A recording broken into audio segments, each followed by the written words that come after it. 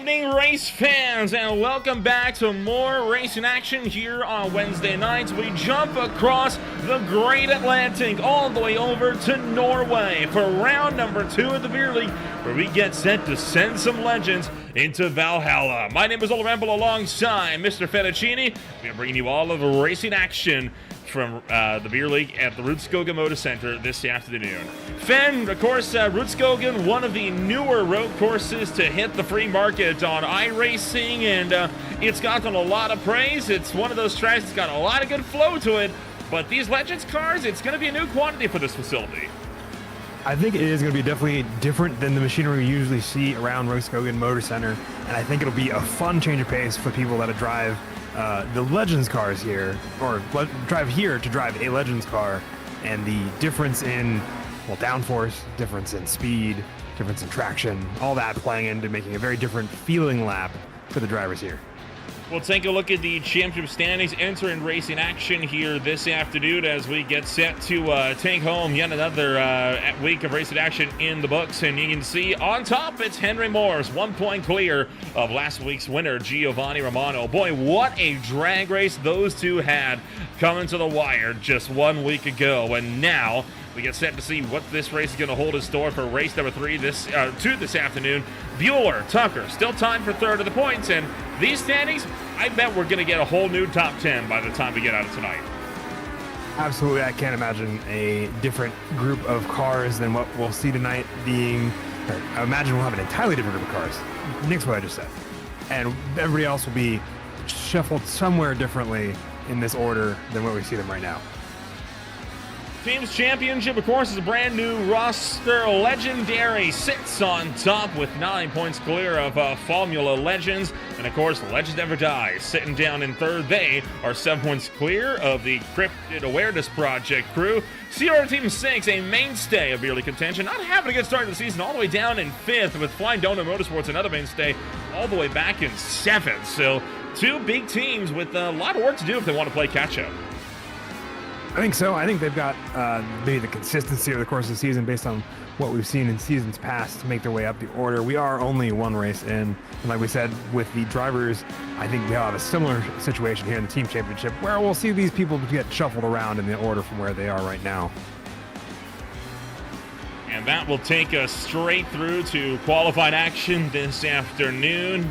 Just that first race, about half a keg consumed, so by that logic, we'll get about 4.5 by the time this season draws to a close. But again, qualifying very much underway from this, just shy of a 2-mile facility this afternoon, and the racing action is expected to be awesome throughout all of the afternoon. Let's ride on board with Chris Bright when he works his way around to the front straightaway. We'll take you for a lap, show you what a lap around this place looks like, because it truly is unlike anything you can find anywhere else on the iRacing service. Absolutely. It is very unique, and I feel like it's like, let's pull different things from different other tracks and mash them all together. You start with this lovely left-right complex, much like we saw in the preseason at Oschersleben, but then you go downhill on a downhill straight that takes you all the way, longest straight on this track, 2 turns, 3 and 4, a winding double apex of a set of corners as they get through the first sector of the lap. Cutting through the mountainside, giant boulders on both sides, really leading to a picturesque scene. Downhill braking zone, a really treacherous place for these Legends cars. He'll circle his way all the way up and around into the S portion, still cutting through and almost underneath the landscape, really leading to, again, a visual experience that you can't find anywhere else except maybe at the Nordschleife over in the Eiffel forests of Germany. And now, that was through the slow section of the racetrack, and now we're into the flowing middle sector. The flowing middle sector here is, I think, one of my favorites, I think, in the entire service after driving it on a few different types of machinery. Lovely, another hairpin here, and then almost like a cute hairpin afterwards if you want to use some rally terminology to really set up what is the final sector and a final sweeping set of a left-right to close out the lap. Worked his way around pretty much on level ground with the start-finish straight. Got to be careful not to take too much of the AstroTurf there. Might get that slowdown penalty. And Chris Bright can work his way through the final corner. Right now, he is 6th place on the boards. And as he exits off the final corner, comes across the start-finish line, Will it be an improvement on his lap time? The answer is yes. He is back up to 4th. And that's a good result from him. Henry Morris on the top of this leaderboard. Alex Cofford and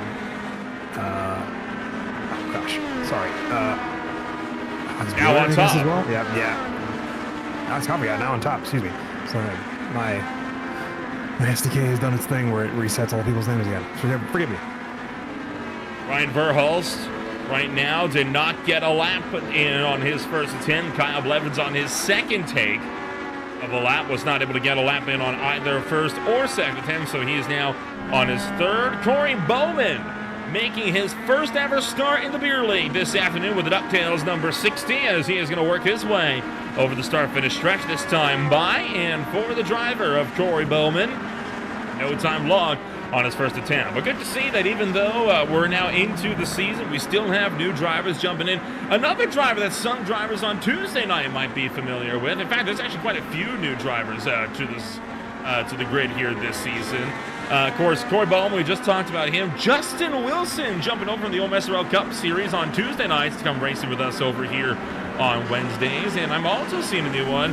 How about the German Sebastian Klaus potentially making his first start this afternoon as well. Making his first start, and I think on his way to setting a decent time by the looks of it. See, hopefully that makes a dent in the lap times there.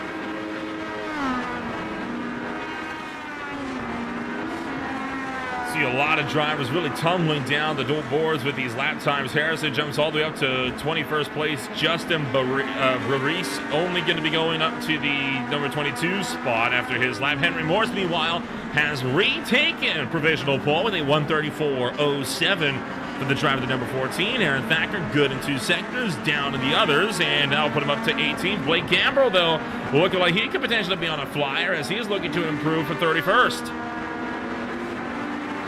He looks like he's on his way to the start-finish line to do so.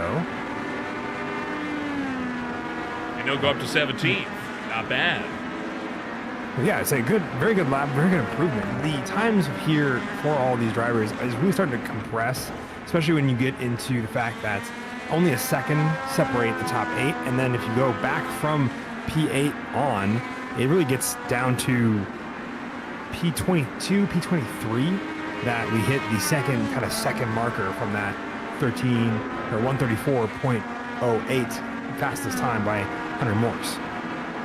Alex King just managed to get his first time on the boards on his second attempt, or did he? He did not. No time logged on lap number 2 for the driver, the number 16. So he's going to be down and out again. Henry Morse, meanwhile, going into the 133s as he'll find himself punching it into the next second bracket.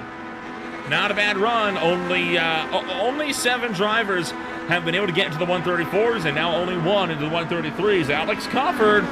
Big question is, does he have an answer for him? I think he does, based on the times, but I'm not sure whether or not his last sector will be any faster, or if he took an off track there. It doesn't look like he updates his time at all to go any faster, so he still remains in second. I definitely have seen a 133 in that practice session, though, so I think it's possible for Alex Cofford to get this lap put together correctly.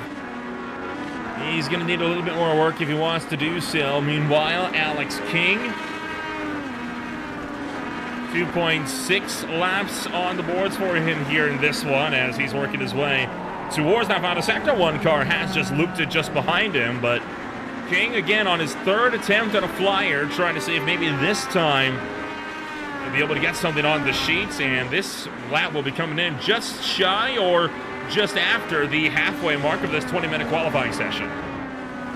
And it looks pretty tidy. I don't think I saw an off track there from my eyes, but we will have to see here in a moment if he is clean and clear across the start-finish line. Cars behind him running off a little wide there, taking some grass. They'll have to do a lap themselves. He does put himself onto the board in 33rd with a 136.64. Not an ideal lap, but it is a lap that is on the board, so progress is progress, right? Even if it's only a minor bit of progress. Ryan Verhulst also looking to get a lap on the boards. He is on his third flying lap, and now working his way to the last series of corners. It's another car that looks like he probably is going to or at least has set up a lap that seems to be in line and on track with no off tracks. Oh, well, there he goes. I spoke too soon. Yep. So he'll have to go to attempt number 4, and that 4th lap is going to be completely ruined based off of where he is sitting, right? Because his entire run-up has been absolutely shattered. So even if he does get a lap on the boards, it's going to be several seconds off of what it could have been. And he's going to need at least a 5th lap if he wants to really get a proper time on the boards. I definitely think so. He'll get a number in next time by if he's able to do so, but I'm guessing it'll be about 3 to 4 seconds down from what it should be in an ideal scenario where he is able to get around to do so. Harry Morris not setting a faster time that time by.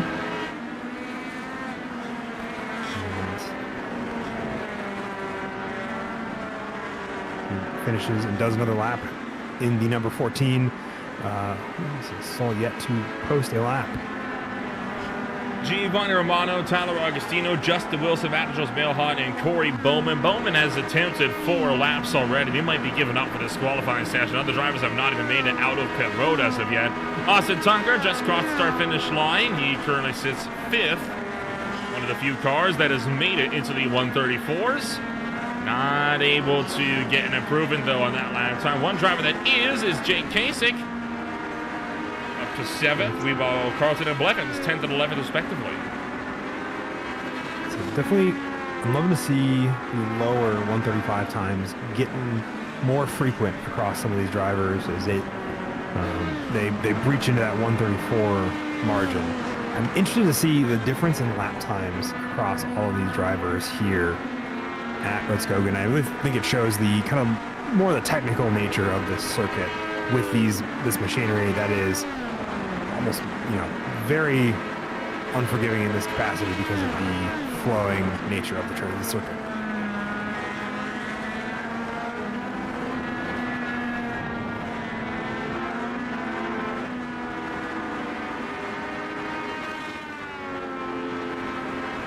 Sebastian Close, right now, 34th on the sheets on his 6th flying lap. Working his way around that final corner and seeing if he's got potential to jump into the top 30. This is, I think, the biggest field that we've seen yet this season, right? We had, about 30 or so in the preseason, about 33 in the opener, and now 40 plus in this race tonight. So this field has exploded into round number 2, which is, hey, good to see, right? I mean, I'm more than a fan of getting a bigger field with these types of cars. Absolutely. I think the Rudskogen being a free track also makes it very appealing.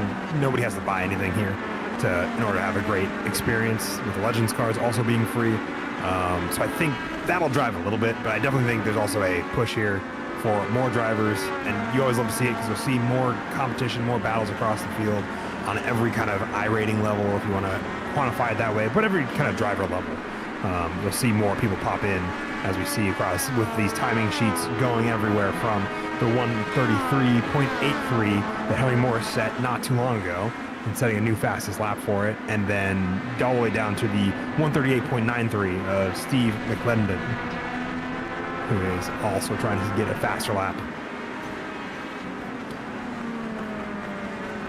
Several cars still up and around trying to make whatever progress they can in the final 6 minutes of this qualifier. Only enough room really for maybe 3-4 laps before we're going to be running out of time this afternoon. So Corey Barrett going to jump to the 21st place position. Jason Lee will just manage to crack the top 10.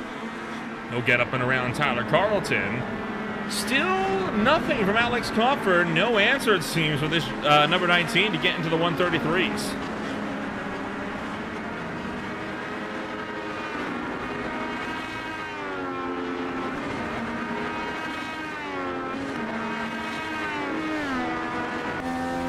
There we go. Yeah, definitely no answer there yet, and I think he is still working his way through trying to find a bit of time there. But unless he finds it now, he'll have to find it on the track behind Henry Morse in the heat race. such a beautiful facility, right? This downhill section is definitely a highlight for me. You know, cutting in through the mountainside, literally, quite literally through the boulders on either side of the racetrack. The trees rising up in the distance to greet you as you turn in for the apex. It is, again, it's not a sight you get to see really anywhere. Even while you got, you know, the Circuit de Spa-Francorchamps cutting through the Ardennes, the Eiffel Forest being disrupted by the Nordschleife, you don't have this type of really mountainous terrain on either side of you at those two racetracks. Hilly, yes, but I think this really lends the sense of almost grandeur that this track longs for. Definitely. I think it's such a nice scenery as a result because of the way that since it's rocks and you see those rock faces of the cliffs that they've, you know, absolutely carved through to make this circuit. It's not those rolling hills, and it's definitely a sense of wonder. It kind of takes you to this almost kind of picturesque or otherworldly place, not just a circuit that is, you know, not a circuit that you commonly go to anyway. So it becomes this kind of mystical place. As we have a car stopped on track there, in between turn 1 and 2, they are all making their way through. So we're on Wolf. Yeah, the 119 car. You know what this track does kind of remind me of? It reminds me of, like, you know, those places that exaggerate themselves, like those fictional racetracks in, you know, places like Gran Turismo, Forza, right? You know, the places that deliberately over-exaggerate a bit on the scenery just to make themselves look beautiful. This reminds me a lot of one of those tracks, but the problem is, well, the difference is, sorry, this track exists. You can go to it in the real world. Yeah, this isn't one of the ones of, like, you know, Forza or Gran Turismo where, oh my gosh. Hello. What a greeting coming out of pit road for the first time for Romano. Romano being greeted by the spinning number 751 of Ringo Harrison. And, yeah, it definitely, it feels like the few tracks that are there, like you said, from those more gamey simulators, or simulating game, anyway. But it's real, and it exists, and the lap times there, like watching an onboard from, you know, DTM or from one of the many series that do go to this circuit, fascinating to see. It's not just in iRacing, it has a very real, you know, counterpart that is equally as both beautiful and awe-inspiring, and almost, you know, feels like it should just be a roller coaster almost throughout the Norwegian countryside. And it leads to some beautiful sights here in iRacing as well. One of those, of course, being the 40-plus cars still circling, trying to put lap times on the boards. Corey Bowman going to close out his qualifying attempt with one more lap. Is it enough to improve from 40th on the grid? It is not. So Bowman going to be starting borderline bottom of the barrel of the cars that did manage to put down a time. Here comes Baris and Moore as the last few times start to come in.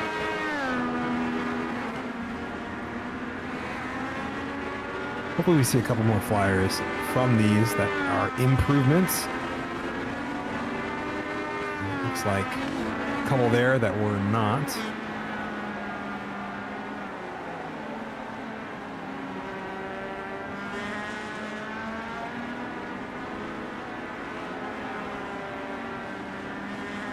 Evan Campbell, I think, has not had into his qualifying session that he was too proud of. He's still got most drivers either on their now 9th or 10th attempts. And now their last ones to get in the lap time here this afternoon. 30 seconds on the clock. And the 243 Boston Tucker, can he improve? Further than that number 5th position, he sure does. He'll go up to 4th, Kasich to 6th, Kyle Levinston 9th. So we do get some times coming into the buzzer. That we do, as well as I think Scott Fleming just setting a faster time with a 1:35.44, bumping him up to what I believe is going to be 17th. Yes, it'll be 17th.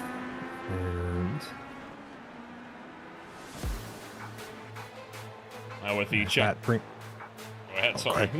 No, you're good. Some say we had any more buzzer beaters, but we did not. No buzzer beaters that time around, and well, we will take a rundown of what your official starting grid looks like here as we get set to go racing for round number 2. Henry Morse, 3/10 clear of Alex Crawford. Alexander Bueller back in 3rd. Austin Tucker hits up 4th. With Eric Ronenberg in 5th. Jake Kasich closes out row number 3. Shane Cameron, Josh Freed on row 4. Row 5 holds Kyle Blevins and Chris Bright. From there, it is John Combs, Jason Lee, Ron Wolf, Tyler Carlton, Darren By, Alex King, Scott Fleming, Mac Verstappen, Ringo Harrison, and Sean Bradley for the top 20. And continuing on down through the field, 21st on back, it's Brooks Clayton, Chris Flams, Blake Gambrell, Corey Barrett, Aaron Thacker, Ben Williams, Michael Derby, Evan Campbell, Jordan Babcock, Justin Hall, Matthew Dupuis, Alex Albert, Justin Breweries, Sebastian Close, Carson Catlin, Ryan Verholz, Tom Madole, Greg Beckman, Chris Zofer, and Corey Bowerman.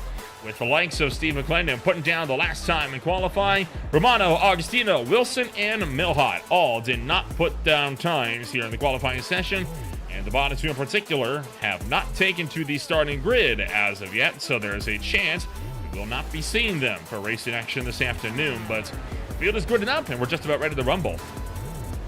That we are. People still filtering in for the last 30 seconds of gridding before we'll go racing here in the heat race. I'm curious to see how the top 10 or so pull away from the rest of the pack with those 134 lap times versus the 135 of most of the field. Don't forget the 133 of Henry Morse as well. If he could get a good launch here, he could very well be gone at turn number 1, and it'd be hard-pressed to catch him. That it would be, but I think he might have to take a couple of maybe more defensive lines, depending on how he takes it. That might compromise the lap time if he's not keeping to just the racing line. Light's going to flick on. And we're racing for the 15-minute sprint race at the Rudskogen Motorsenter. A good getaway from Henry Morse. A better one, though, from Alex Crawford as he starts to make that turn towards turn number 1. Crawford not able to get down the inside. And 3 abreast all throughout the field. Oh, contact behind and a couple of cars being punted sideways. Nothing too major. We're going to keep this thing rolling. Crawford now looks for the outside, going around the outside for the lead into turn number 3.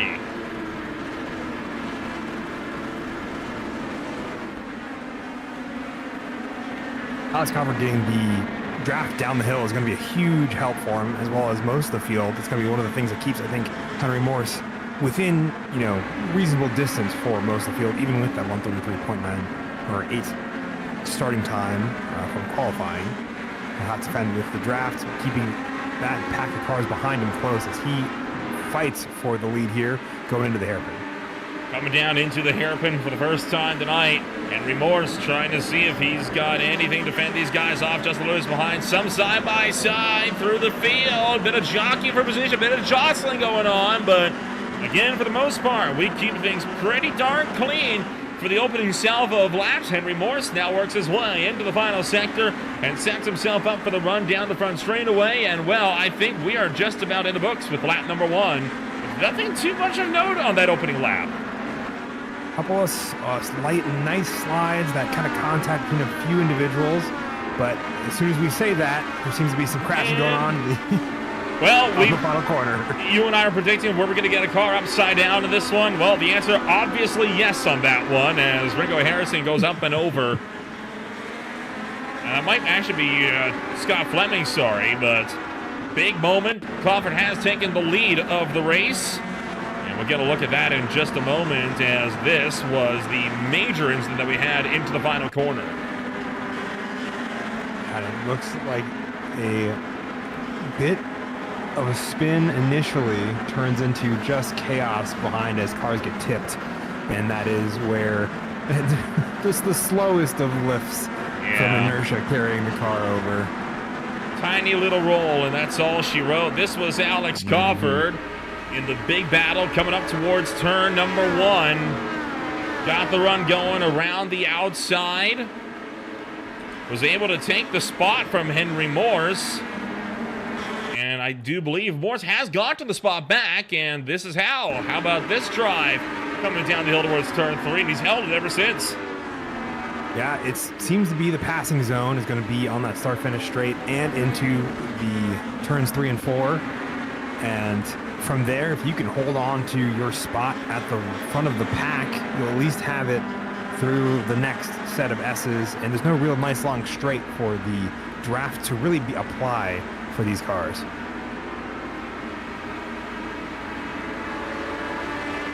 And here we go, Crawford again making the look down the pit straight this time. Can't get the lunge down the inside of the opening corner. Might have learned his lesson from last time, but he's trying to maybe probe and set him up for the next corner here.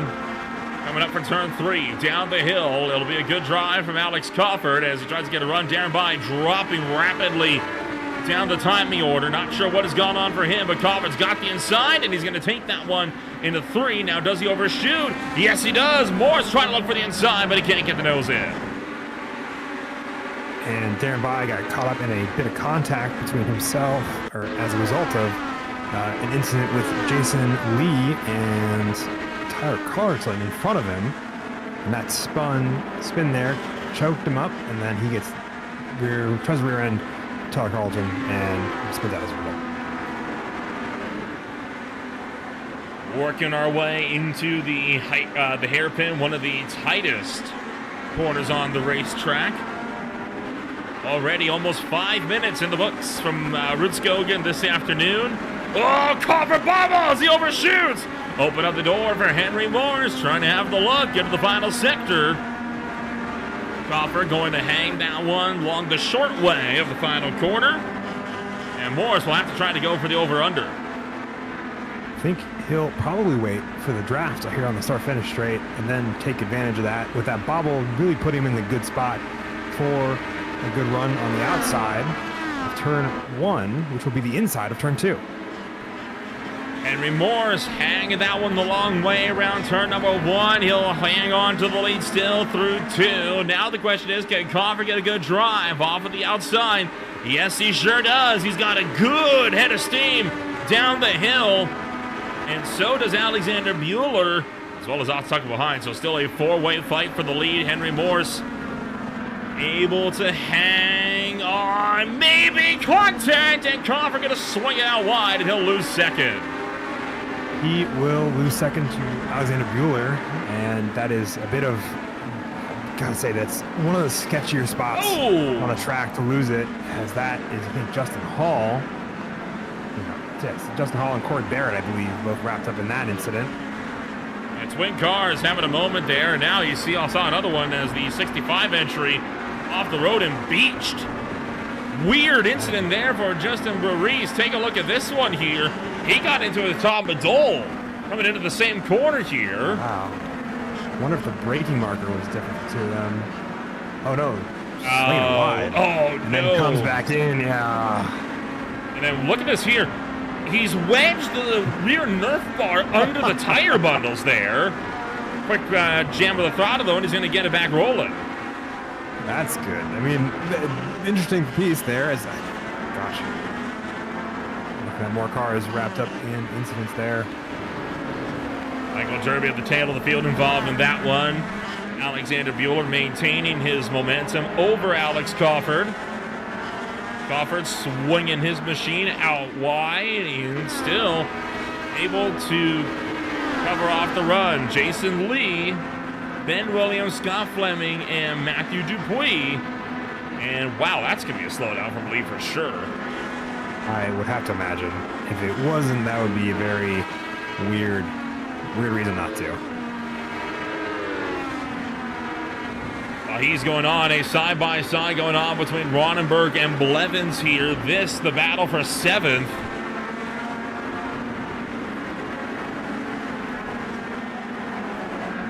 Tell you what, a hard-fought fight, though, that we've got going on for us here at the moment. And a great race that we're having to boot, right? I mean, already halfway home. Hard to believe we're already halfway through our 15-minute sprint. These guys, they know how to put on a show. That they do, and I feel like it's one of those, like we were talking about, just a track where it doesn't feel like there's no, I think, good concept of how time passes on this track because of how many corners there are. Ooh, big shake there from number 37. Scott Fleming trying to work his way back on the track. John Coombs looking on the outside of that corner now. And he will hold on, or well, I guess be ceding the position, excuse me, for 19th. Or from 18th into 19th. Take one more look at the lap 1 incident. This is what saw Chris Flamm's, Ringo Harrison going up and over. Harrison had gotten turned by Jason Lee, and it was just kind of on from there. And you're going to see the 751 come piling in up front and just go up and over. And he'll end up on a slow rollover onto his lid. It was all the way back on the opening lap of this race. Henry Moore's fastest lap last time by. He get some of that pace back. It looks like he's starting to. Alex Crawford hanging out the end of this pack. Austin Tucker kind of left on his own. As a result, the three of them still battling it out for the lead. The draft is such a fun equalizer in these cars if you're able to utilize it to help keep the cars in contention and make it such a different style of overtaking and knowing when to actually go for it instead of when to be patient and allow the car in front of you to stay ahead so that you get the draft down one of the nice long straights here, which there are only really two. So like that, there's more than two. There's only two. Darren Bai having a quick off. Unfortunate for him, as this is what has gone awry for the driver of the number 22. Just a quick loop at the tail end after he ran over the back of somebody. I think he ran over the back of somebody and then also got a little bit unsettled on that curbing. That'll definitely, a pair of those will cause the car to be overloaded a little bit and then lose its traction.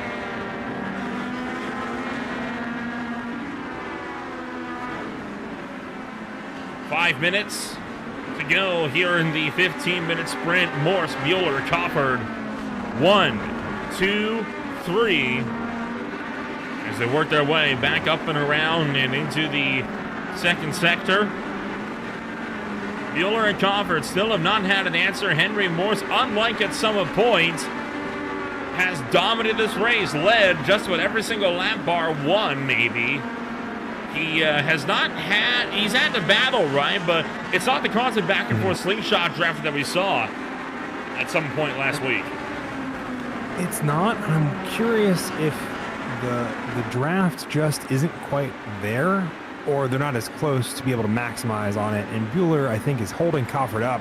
Is behind this group of cars. I think Eric Ronenberg had an unfortunate spin.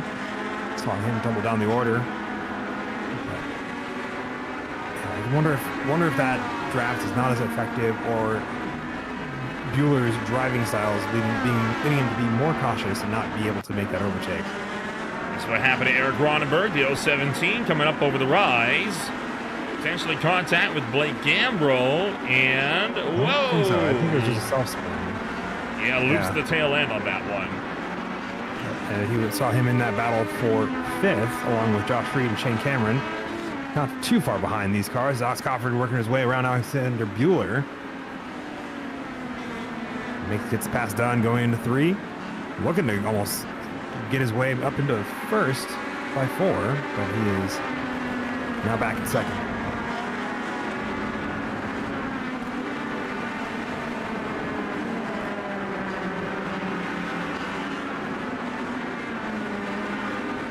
Throughout the field, most of the drivers starting to get a little bit more separated. Some drivers still tight nose to tail. Tyler Carlton, Alex King, and then it's a pretty big battle, but this is for 27th on down, so this is only to determine starting positions coming on up to the main event in just a little while. So nothing that will be on the line for points this afternoon.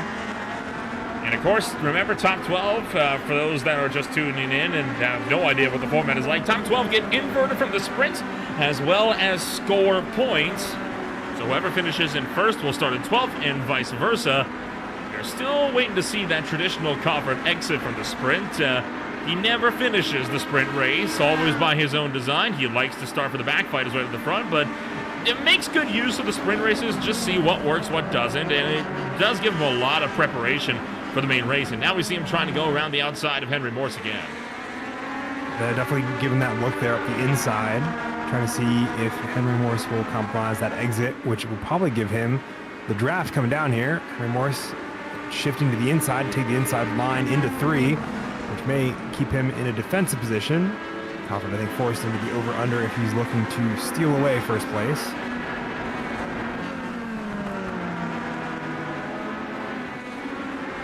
Two laps to go as the pack will work their way up and around.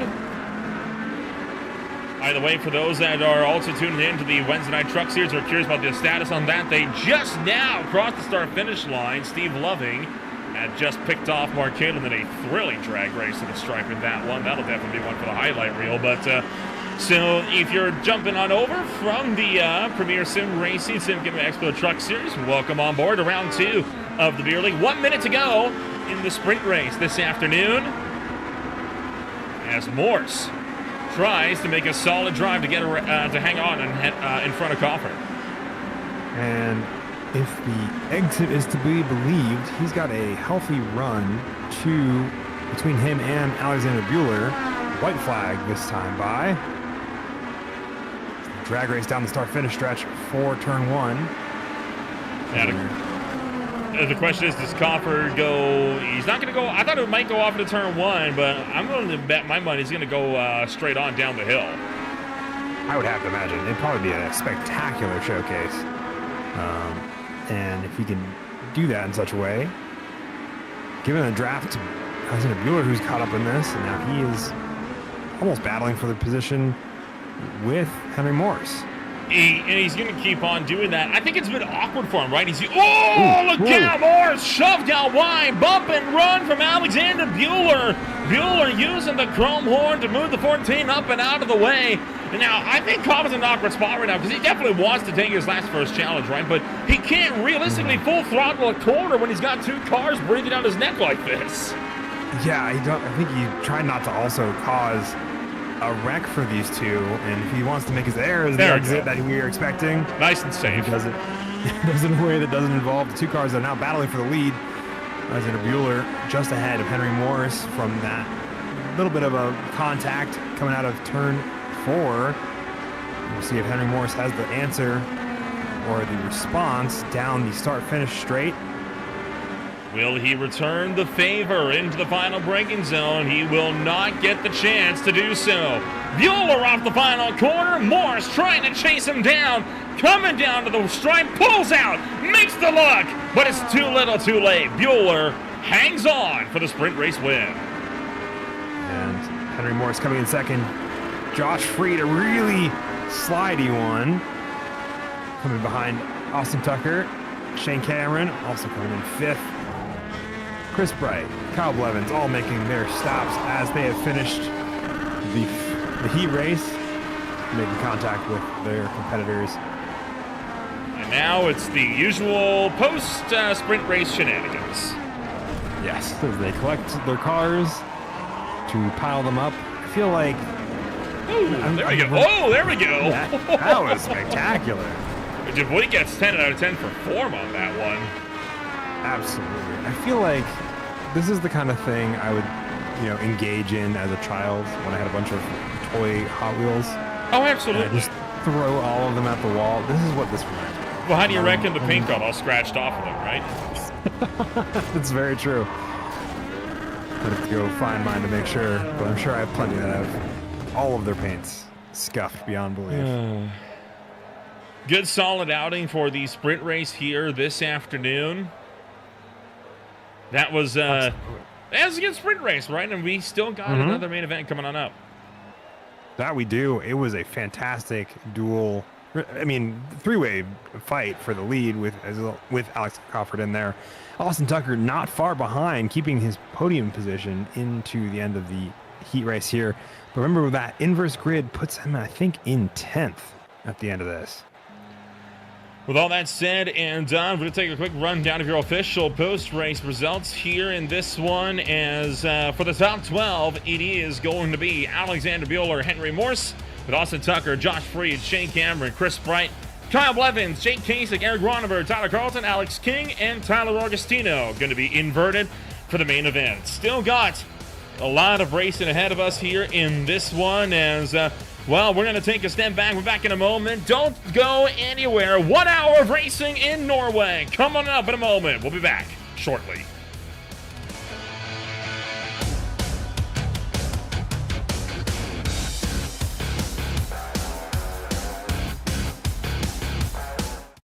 Racing isn't easy, but experiencing it is. iRacing puts you in the driver's seat with the industry's leading sim racing game. Drive on laser scan replicas of the greatest racing circuits from around the world. Go head-to-head against other drivers chosen by skill-based matchmaking to ensure competitive racing at every level. Compete across all your favorite series. In officially licensed cars, engineered to deliver the most accurate driving experience possible.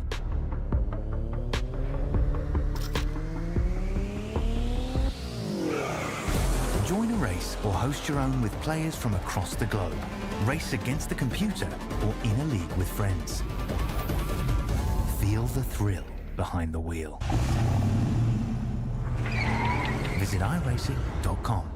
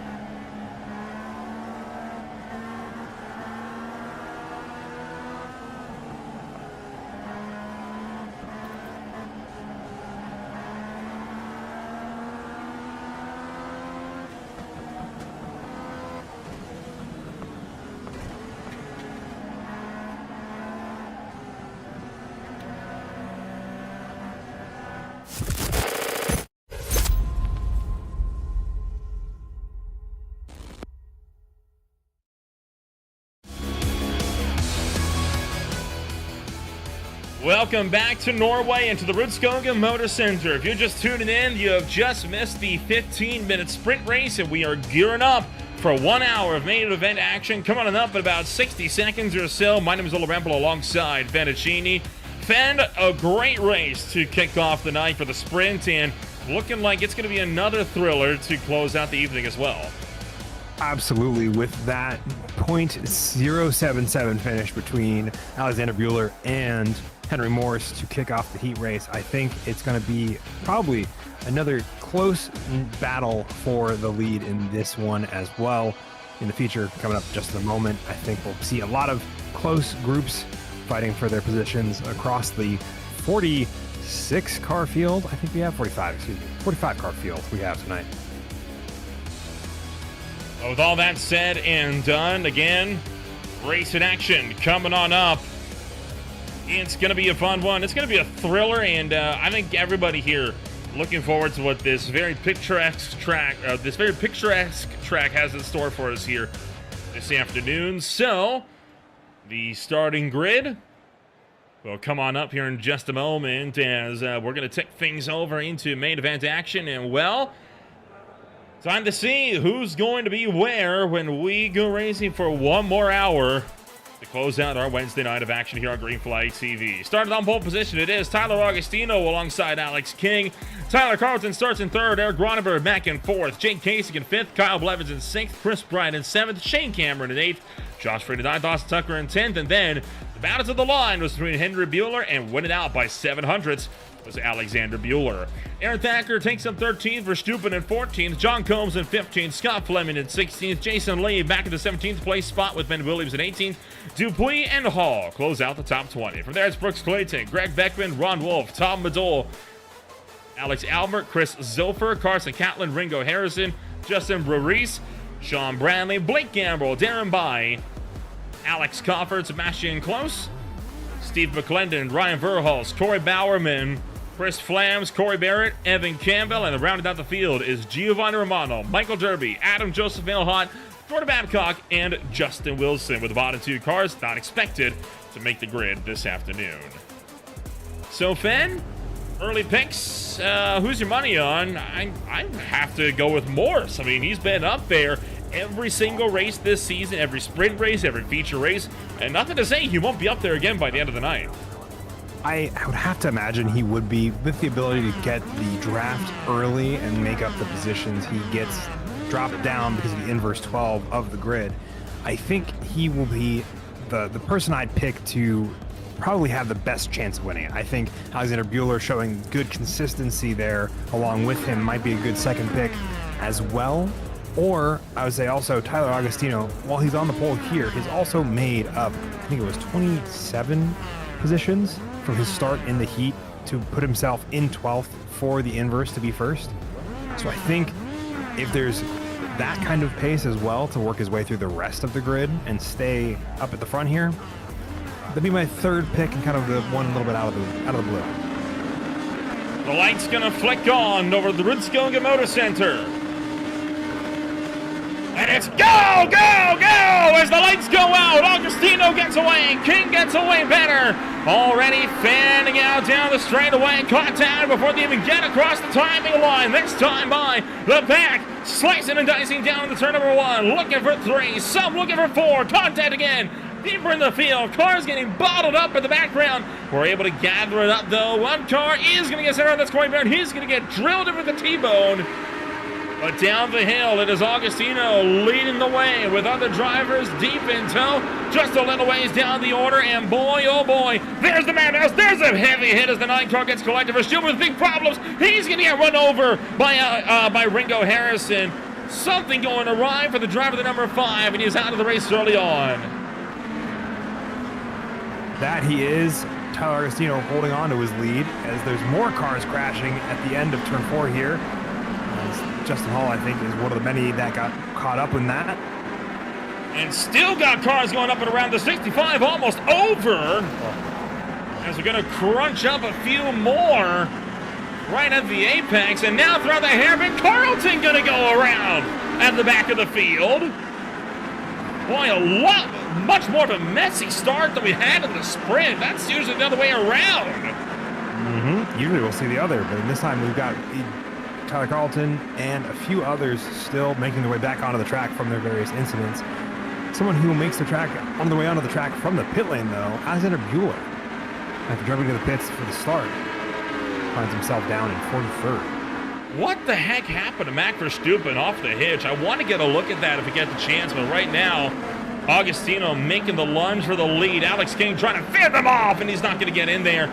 Few cars going out wide through turn 1. One of those was Josh Freed, and the battle for second will be on. This is what happened on lap number 1. What happened to Mac as he's coming down the hill, and all of a sudden he just like slams the brakes, and that, what in the world?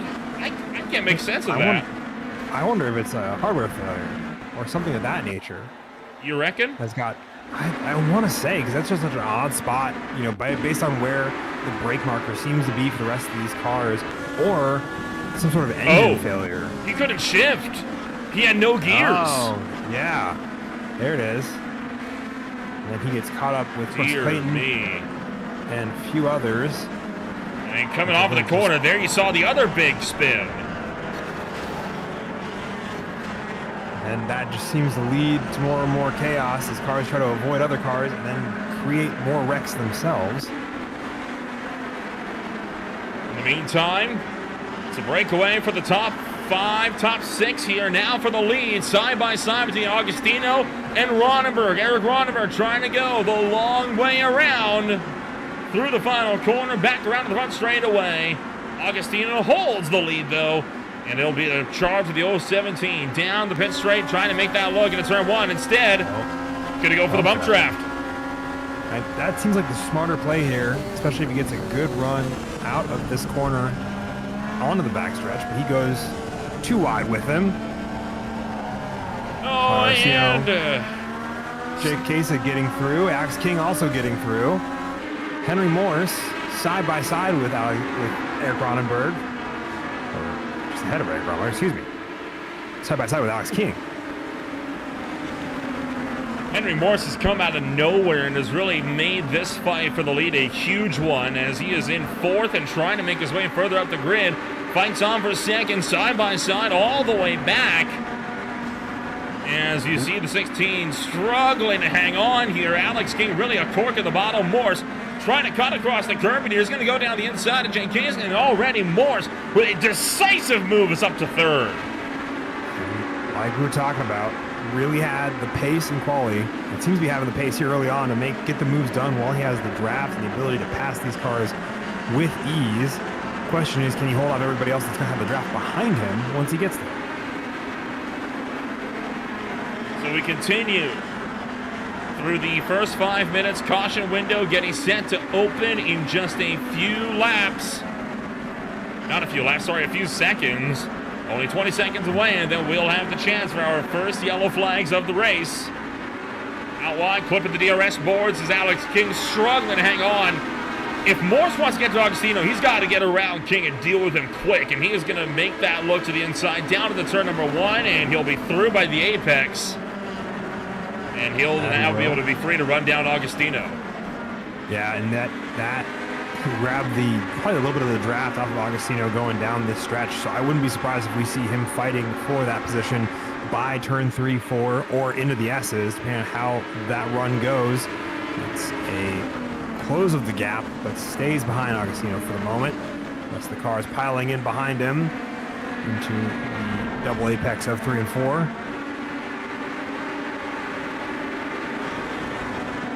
Trying to see who's got an opening here as the field going to cycle their way up and around through the opening salvo of corners. By the way, for those just tuning in from the PRS stream, welcome on board to round 2 of the Beer League.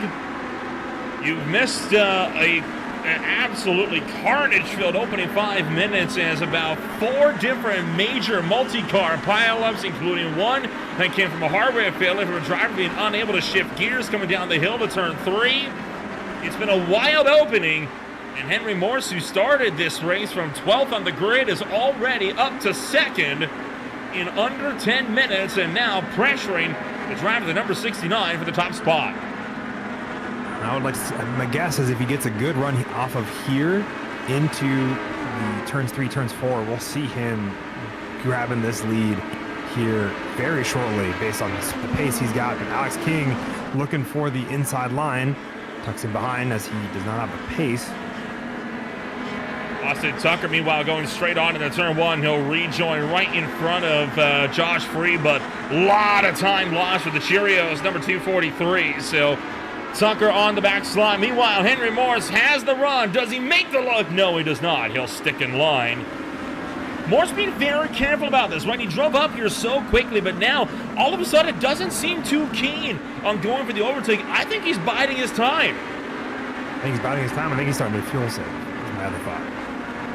Because if he hangs out behind Tyler Agostino, who's currently the fastest, and is able to save fuel in the process, he'll make it off like a bandit if there is a code 69, or whenever there is going to be green flag pit stops, he'll have less fuel to take.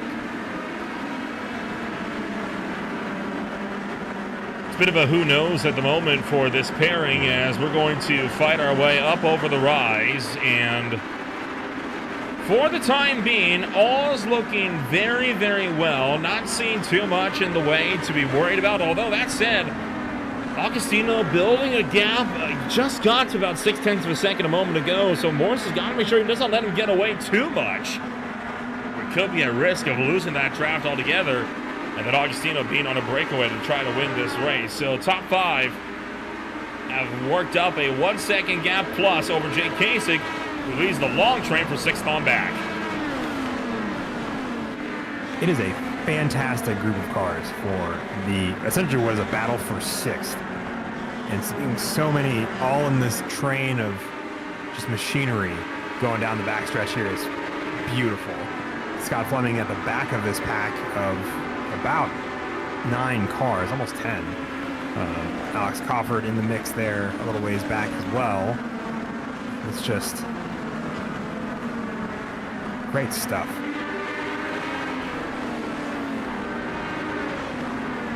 So far, this race has it came alive in the opening lap, and now it is really, I think, quieted down, right? Everybody's running very processional right now. Nobody's making any sort of major look for position, at least in the top grouping. You got some battles going on deeper in the field. This is all the way back for 29th on the grid between Milhot, Derby, Bradley, Clayton, Babcock, and more deeper in the field. So you do have some battles, and as I say that, Kyle Blevins is out of spin. That he has, and amongst that car, I'm super curious. Take a look here. If he got spun, if he's just had a little bit of a self-spin, or if it was contact. I think it was just a self-spin. I've seen Matthew Dupuis and a couple others make that move at the hairpin there, and it's getting on the gas too early, getting on that throttle, and having the tires just give out on it.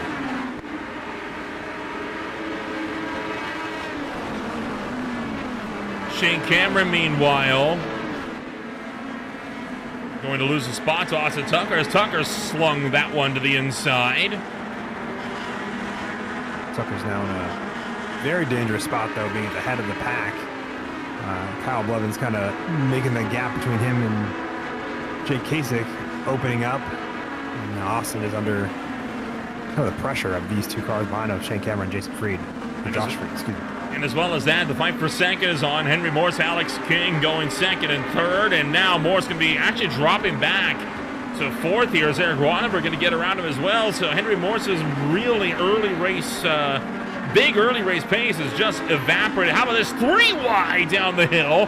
That's Catlin, Bradley, Clayton, all under a blanket. Wow. Still fighting big all the way back in the field for spots that just don't deliver the same type of points that you'd see for these guys up front. But the show's right. They want a race. It doesn't matter what for. That's very true. Michael Derby getting really loose there. Getting tapped by Justin. Excuse me. And there goes Ron Wolf as well, getting clipped.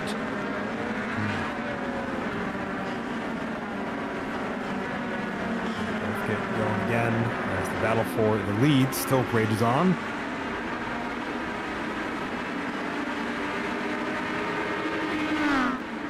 There goes Alex King making the move. Thought for a moment he was going to be the cork in the bottle, but now he has really come alive. Now that he's found his momentum. Round the outside of turn 2. Now 2 wide though, and he's going to end up losing second to Ronenberg. Yeah, it's the wide line through there is, I think, a bit of a hard one to get right in a way that keeps you having the speed to battle the car that's on the inside of turn 2. Eric Ronenberg going wide on the exit of turn 3. Tyler Agostino looking to get up the inside and to keep his lead. Alexander King hanging out in the background still. 2 wide as they get into the S's. This is a bold move. Now Eric Ronenberg cedes a position, but then almost wants to make contact again as he has the speed, but not the track position. They'll work their way down towards the hairpin at the back end of the racetrack. An extremely tight series of corners, but still they are able to pull the run out and now back up the hill towards the 3rd sector. And as we're watching this group of 5, the gap between Jake Kasich and Henry Morris has closed down to a few tenths. And now the battle for the lead, as well as all of the podium positions, and down to P12, is within tenths of seconds of each other. And the two groups have closed. This is gonna be some good stuff over the course of this race. Nobody in the top 12 is further than half a second away from each other. Does Ronenberg make the peak into turn 1? No. He's going to tuck in line, saves that run for turn 3. Round the outside of turn 2. Gets a good run going, and he's going to have that draft all the way down the hill, through the mountainside, and into the third corner of the racetrack. There's the look. And Eric Ronenberg getting it done. Tyler Agostino going for the over-under, though. And this is what we saw happen last time. We'll see if these two hold on to it. If Eric Ronenberg doesn't see the position this time, has the inside beginning of the S's. Tyler Agostino not wanting to let out, but gets a little loose, and I feel like has to yield it to not lose control of the car. Eventually was forced to give up the spot. That over-under is such a popular move to make at a turn 3, right? Bait them into overshooting the corner, because let's be real, you have to take such a wide arcing line, and if you're going for a pass in that corner, there's no way you can ever hold that line, not without giving up way too much speed to let somebody pass it back on the outside. And around has gone Shane Cameron. Shane Cameron falling out of that pack of cars, and he will have to collect get his car back moving in the right direction. Giovanni Romano in front of him, Justin Hall right behind him, as Henry Morris working his way up to third as Alex King takes the wide line. Drag race for Eric Ronenberg and Tyler Agostino. Ronenberg gets through. Morse in the slipstream. Alex King poking the nose out, trying to see maybe is there a vulnerability. The answer was no on that one. Inside of 1, turns to outside of 2. Agostino is clear. Morse, though, is going to be able to find a gap between Agostino and King to settle into. So he's not going to be at risk of losing third unless he royally screws up turn 3. They're getting a bunt draft going down into turn 3.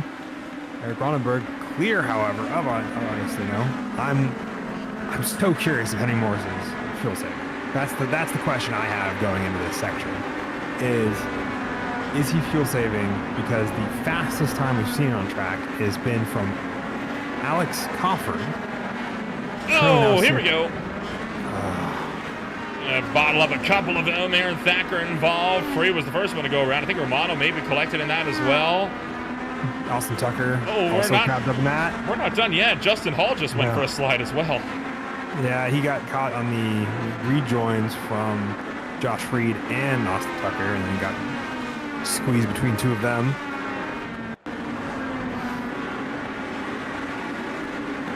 So this is coming up the hill. There you see Free kind of going around. Got Austin Tucker with him, and Alex Cofford just cut through the middle of that. Yeah, just lucked out. And here comes Justin Hall, who just, gets caught up in it. On board with Cofford, now running in 7th after this near miss.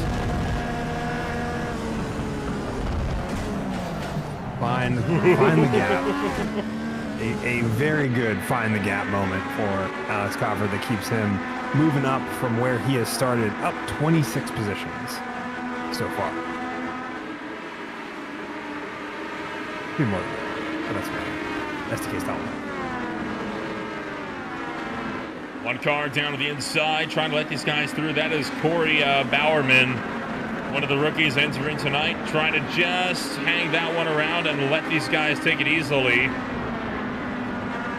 Chris Bright, side by side with Ben Williams. Williams has already had a spin earlier today as well, which is why he is not up there and battling with the front runners. And he now tries to see if he can't chase down Bright and Fleming in the battle for the 8th place spot. Just a few seconds behind them is Tucker, now headed to the battle for 12th. Yeah, I think he came out of that in contact probably the best of the group, but not by much, with Kyle Blevins, who spun earlier by himself, now rejoining the group of cars that he was fighting with higher up the field as they come out of their spots. Tucker going around once again, dear. He's back. And Just a self spin. it's not been Tucker's day today, has it? It has not.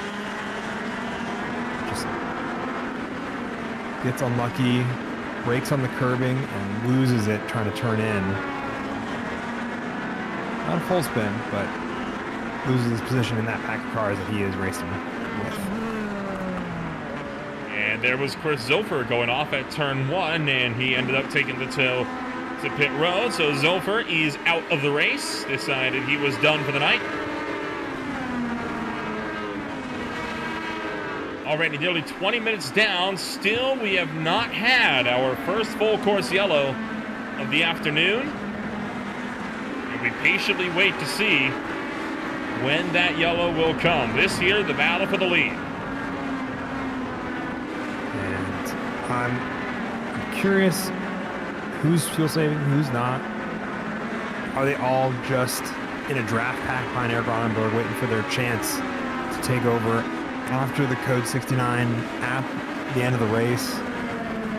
There's Alexander King looking for his move around Henry Morse again as they keep trading positions.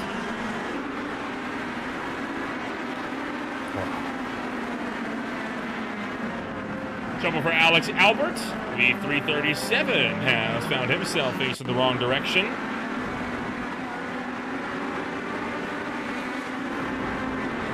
He got a little loose in the S's. Yeah, too much curve. Ooh. Yep. Pretty hefty whack into the wall there, and again, lucky that the damage in this series has been turned off, so any damage you get is immediately repaired to your car. Keeps drivers in the race long term, that's for sure. Definitely agree with that. I think these cars are very robust, but I don't think they're quite that, not that damage free in real life, but this isn't real life. This is a sim racing game, and I love the lack of damage, keeping people in the race and really wanting to keep racing.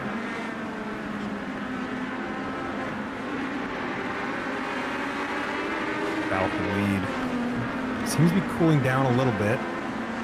Josh Freed, however, getting passed by Kyle Blevins. And Shane Cameron trying to have a look at the MDSs here. He is stuck behind him. Aaron Thacker at the end of this group of cars. Yeah, Shane Cameron not having much luck tonight either, trying to work his way back towards the front after he had his moments earlier on in the race. This fight for the top 5, top 6 now. Still one of the closest battles we got left on the racetrack. And oh, hello. What is going on here? Man, it seems like every time we cut away from something happens in that battle pack. It definitely seems that way. I think Kyle Blevins, once again, made friends with the hairpin the way he did a few laps back. Josh Freed, however, giving him a little push out of the way once he made that spin because he needed to keep going. Still lost a place, though, unfortunately. Yeah. Didn't get out of the way fast enough. As we see Giovanni Romano fighting Ben Williams for 10th, I believe. Another card on an amazing drive, Giovanni. Having a very good, consistent race to say put himself further up the grid. He parked it at the end of the heat, similar to Alex Crawford. 38.5 minutes to go. So starting to near the halfway mark in this one, and you know, after the initial chaos of the first 2 laps or so, it's been a very, very orderly race, right? And very minimal multi-car incidents, only 1 or 2, self-spins here or there. And again, it's something when you get to these tighter, more twisty tracks that you can expect to see, right? I mean, Summer Point last week, it had a lot of chaos in it, but that's because, Summer Point's long straights, hard braking zones, kind of its thing when it comes to club racing. Not the same story here at the Rudskogen Motorsenter. Really only 2 hard braking zones all track. Yes, there are only 2 big hard braking zones where these overtakes are, we see a lot of them, and they trades like we saw at the beginning between Tyler Agostino and Eric Ronenberg. Are the really only big places that will probably see a ton of this stuff without, an error being made on somebody's part. Like we see Henry Morse pushing Tyler Agostino forward, as that train of cars also now includes Jake Kasich and Alex Cofford at the end of it. I'm curious, if we get the code 69, where does that put the one-stop strategy based on what lap we're on, where their fuel tank ends? I would say if it comes out with about 35 minutes to go or onward, it'll be a pretty easy one-stopper. If it comes out now, questionable, doable, but you'd have to do a lot of saving under that full course yellow, and this is not a track that allows for much of that because so much of the lap you're going uphill, right? So you can't do a lot of that clutch and coast that you usually can at flatter tracks. No, definitely not. The into the braking zone in turns 3 and 4 is probably the only place I could think of where you get a nice amount of fuel saving, but at the cost of, if you're in this battle for a position, you risk that over-under dance with the drivers there. So I think it's not as likely as we see with a lot of other tracks, or given the fact there's no real good lifting points because of how much you're, doing off-throttle braking, turning, and trying to reseat the car for the next set of corners, and whether or not you need to accelerate. That all, I think, factors in to make it a very not a very fuel-saving focused track, at least.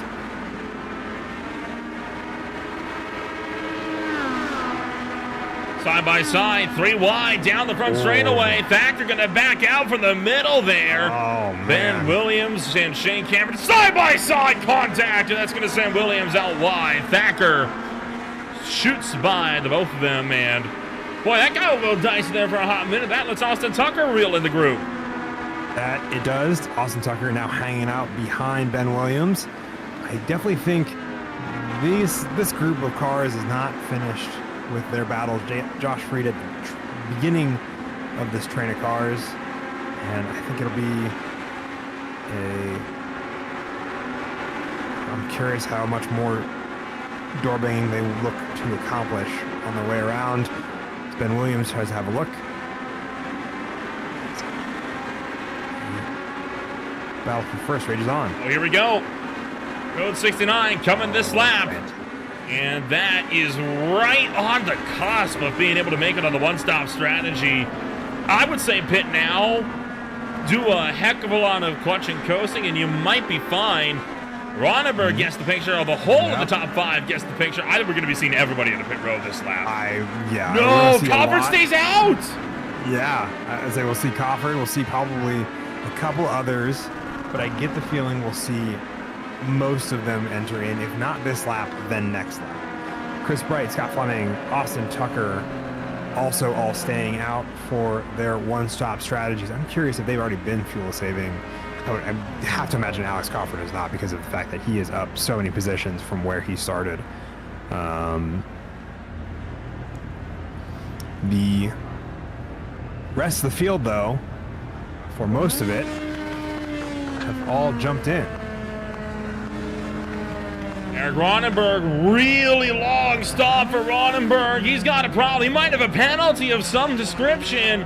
Ronenberg still stranded in pit road while the rest of the field is out, so Ronenberg going to be losing now in the battle for a potential lead. And he does have a penalty? He has a black flag. Oh, so no. Stop and go, or stop and hold for speeding in pit lane is going to be the guess, based on the fact that he didn't have one going into this. That's a huge mistake to make it, especially when you know that there's a safety car coming up, or a full course yellow, sorry. And I guess, I would be just, very upset with myself going into the pit lane. And maybe he just misjudged where the cones were. I think they're pretty obvious. As you see right there, definitely does not, I think, slow it down in time. No, I don't think he did either. Pit road speed here. 31, I think, is the... It's a very slow plane. Yeah, 31 miles an hour, 50 kilometers an hour. That's not a lot, yeah. I'm curious, though, the top 4 here, Topper, Bright, Fleming, Tucker, they have all stayed out. I'm curious if they're going to pit this time by, or if they're going to stay out throughout this. Like you said, the one stop here is pretty easy with a little bit of lifting coast, or a lot of bit of lifting coast, depending on how much you've already saved. So I can't imagine they'd stay out for more than this first lap, but it's possible. Well, with the front runners going to be coming into pit road this time by, Carson Catlin going to get his wave around as well. We're going to take ourselves a quick step back, and when we return, there's more racing action in just a moment on Green Flag TV. We'll go side by side. Stay with us.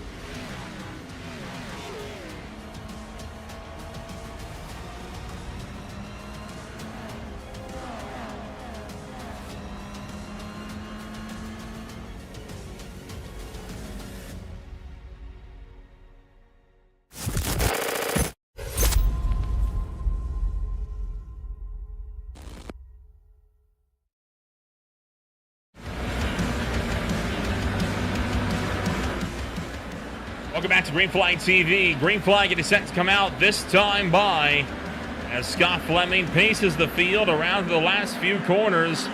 Halfway home, 30 minutes down, 30 minutes to go. Tucker's on the loud pedal, and the green flag drops once again at the Rudskogen Motorsenter. And a great, fantastic jump from Austin Tucker there for the start. Him and Jay Kasich getting the lead. Scott Fleming also doing well with the start. Going into third. Both Austin and Scott Fleming still have yet to pit. One of the about three cars still have yet to do so. No problems this time by through turn one. Really the first time we've gotten through one in a massive field at speed and been able to be completely green as a result. Down the hill, still no issues on the approach. Whoa, one car might have just gone around, and I think we have that one go around this water, but we had multiple cars piling up and down here, spearing off the bottom of the hill. And I think Corey Barron was one of the big hitters that got collected in that. I believe so. I think he had the roughest end of that stick. Taking a look. Eric Ronenberg just got caught up on the curbing. And then it was the 240 and the 7 both spinning around. Somehow everyone missed them. Oh, man. Lucky gap finding for all of them. Kyle Blevins, I believe, as well as Corey Barrett, both getting out of that mostly unscathed. Rest of the field riding behind Austin Tucker. Alex Bueller working his way up into 11th so far. Tucker finally in for his pit stop. I don't know why he waited until after the 69. Hey, you and I are both mystified by this decision. I was calling this strategic suicide kind of in the off break that they would not come in at least under the yellow flags. I mean, even if, I mean, these guys have to pit again, you're now so far behind that it's just not worth it, I would argue. Shane Cameron now. Oh, holy cow. We got a multi-car pileup back here. The big one down at turn 1. Several cars still around and into the grass. And it looks like it's kind of started by Shane Cameron, who's working his way around. As he rejoins, more cars flip off behind him and further up turn 1 and turn 2. Second peek. Oh, kind of got caught up by Alexander Bueller, and it's just on from there. Yep, and then spins for, it's also Justin Hall amongst those. Oh, that's unfortunate for Cameron. Yeah. And for Dupuis. Yep. I think Dupuis was on his own.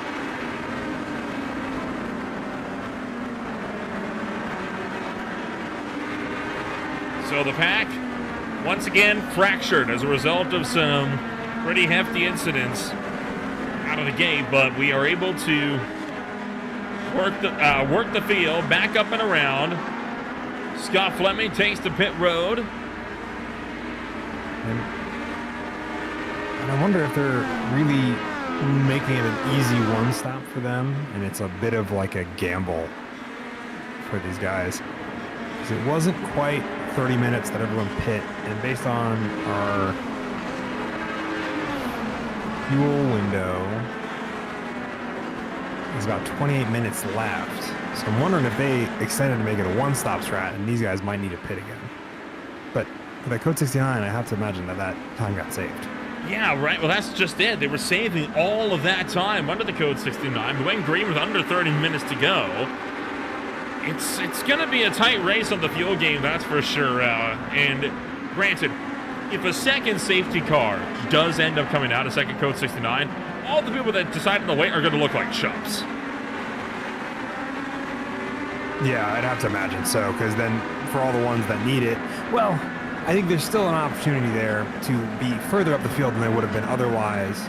But the other thing is it makes it a one-stopper instead of a two-stopper at that point with the fuel they're saving on those 2 code 69 laps.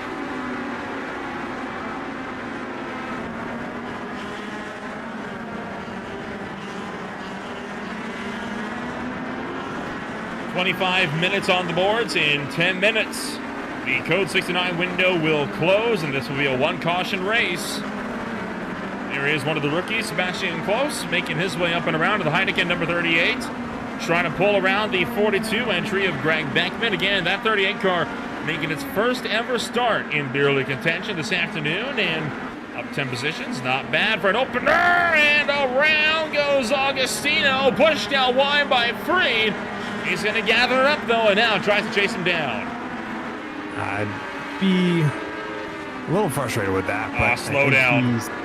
He's got to slow down to bleed off, so he might be rejoining at the tail end of that pack, and he might be fighting for a draft with anybody at that point, kind of stuck on his own.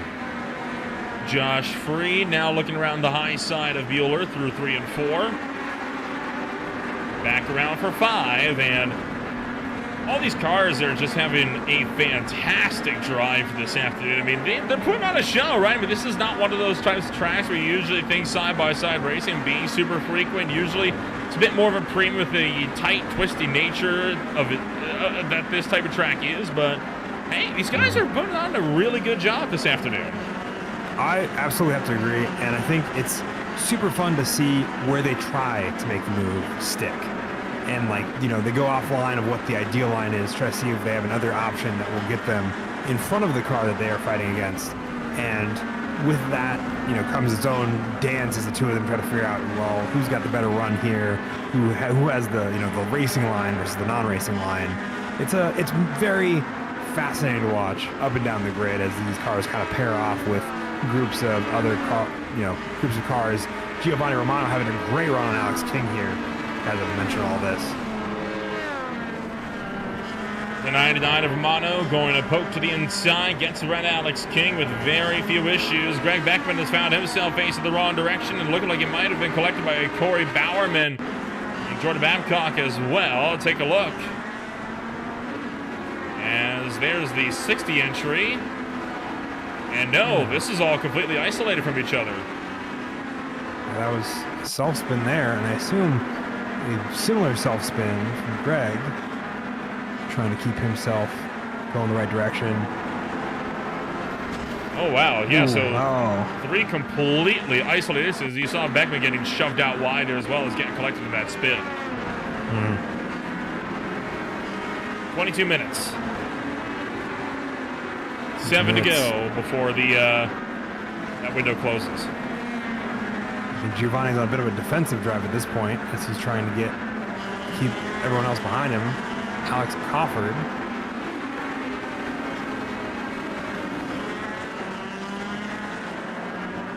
Also, go ahead, sorry. No, you're fine. I was half thinking. I saw you jump over to Giovanni. I probably thought I was talking about Giovanni. That's why I apologize. No, Alex Crawford on a bit of a recovery drive with more of a recovery drive with the waiting until the second lap to take the fuel to make it the one stop. We have, I think, a crash from Sebastian Close and Craig Beckman. Might just be my timing tower being weird. I don't think it was. Okay. Yep, there's 1 and 2. Yeah, okay. Whoops. It's not my timing tower very weird. The hairpin seems to be catching a lot of drivers out tonight from all spots of the grid, so I can't imagine that it's, it's definitely the corner that you probably would have to imagine. It feels like there is more grip than there actually is in these machines, especially since there's very little downforce, almost, outside of the weight of the machinery to keep the rear end planted. Like, it's really probably easy to overcook the tires trying to get that throttle to comply and get the car moving out of a very slow corner. You hit the nail on the head, because look at how much the suspensions compress in here entering this corner, right? Like you say, at least you think you have a lot more grip than you actually do, and you saw Henry Morris having to kind of work the wheel there a little bit to keep that car going in the right direction. So easy to do that in regular cars, right? Like the MX-5s. Yeah, there's no problem, but these cars don't have much of a suspension to speak of, so they're a lot more sensitive to those, bottomings out like that and the big compressions that altitude-heavy tracks like this lead to.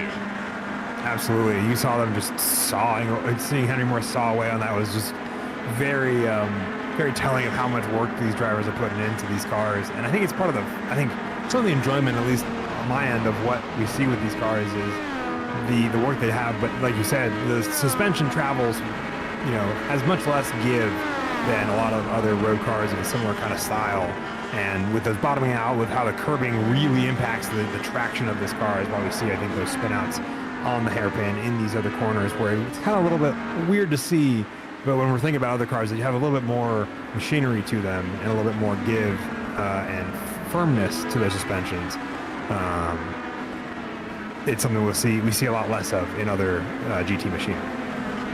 Jason Lee just got around the outside of Chris Flams, looking to fend him off as Flams will maintain his position in 9th. Ben Williams and Josh Freed just behind as well. So this is the fight for about 7th through 11th here. Less than 5 minutes to go before that caution window closes, and we'll have this be a one yellow race. Still have not got to the race where we get the second code 69. It's only been one so far for all of the preseason races. And it does make it interesting, right? It's that waiting and the anticipation to see, are we going to get another run? Yeah, because I think it would really changes the fuel strategy for all these drivers. It's looking to be, at least theoretically, is a nice one-stop with the code 69 where it was placed. But at the same time, it looks like it could be, a very, tight margin for this one-stop. Ooh, Giovanni Romano looking around on the outside of both Henry Morris and Jake Kasich, able to get it done into one. Great move. To fend off. Yeah, I would say great move, but now he has to defend from them as they go down the back straight. And I would say that's almost the place I'd want to do that, is going into 3 and not turn 1. Boy, wouldn't that be something if Henry Morris and Giovanni Romano end up in another grudge match for the win of one of these beer league races? It would not be the first time, right? I mean, again, remember what happened last week. It was tight. It was aggressive between the two of them. It came down to a last lap, last pass move where, Romano just barely eked out a win there by a few hundredths of a second. He's shown a lot of strength in this car. I think this might be the time where we finally see Giovanni Romano go back to the championship for the first time in almost 5 seasons. Man, I think, at least from the pace he seems to be showing almost very consistently, I think it's very much a car that at least agrees with him and gives him one of the best chances, both from what it looks like on here and what we heard from him last week when we talked to him on the podium. Ryan Verhulst looking like he has had a bit of a slip further behind.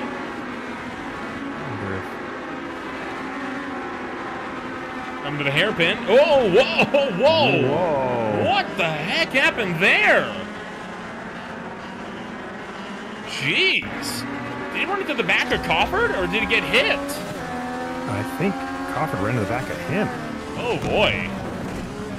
Yeah, it definitely looks like a tap there from Cofford that spends him, either net code or the car itself. Take a look on board with Cofford here. Yeah, hit the back of him, and then it nearly got hit right back. Tough break for Ryan. 60 seconds. What do you think? Do we get the code 69 in this final minute? I want to say no, just so that way I'm proven wrong and we get a second one. I think the answer will actually be no, though, and we will continue our streak of one caution racing that we've got this season. If we get the code 69, this will guarantee be a one-stop race. If we do not, it could go either way. 30 seconds to go. Giovanni Romano maintains the run out in front. Henry Morse back behind in second. Bueller in third. Kasich fourth. Combs fifth. 15 seconds on the clock. And these guys are no doubt going to be eyeing those fuel boxes a little bit more nervously as the clock gets ever closer and will look to expire. One caution race from Norway. While we've not talked a ton about him, John Combs on a fantastic drive up to fifth. Up 10 spots from where he started and just consistently setting good times, keeping himself out of trouble, and I think that has paid off big for him here at Rudskogen this weekend. Combs has shown a lot of gusto. Took his first win a few seasons ago in the GT Ford Championship, took another win in the Spec Chrysler Fords. He's got the ability to go for race wins, maybe not, on a week-in, week-out consistency pace like Romano or drivers like Crawford can, but he's got the ability, if he can get a track that agrees with him, to really make a big head of steam. And of course, can't forget that four wide move he made at Zandvoort in Spec Chrysler Fords a while back, up and over the ridge as well. I mean, that was a wild race in of itself. Jason Lee getting busted out wide by Alex Cofford. This is a heavy fight we got going on here for 10th and 11th as well. I'd say these guys have been doing it out for, I think, the past 10-15 minutes. Cars changing in and out of this pack of individuals. Josh Freed, Alex King finding the ways to kind of the top of this pile, but they are never too far away from the rest of the pack as they use draft to kind of keep them within a reasonable distance for overtakes, as well as continuing to fight for the last few steps of, I believe, the points paying positions.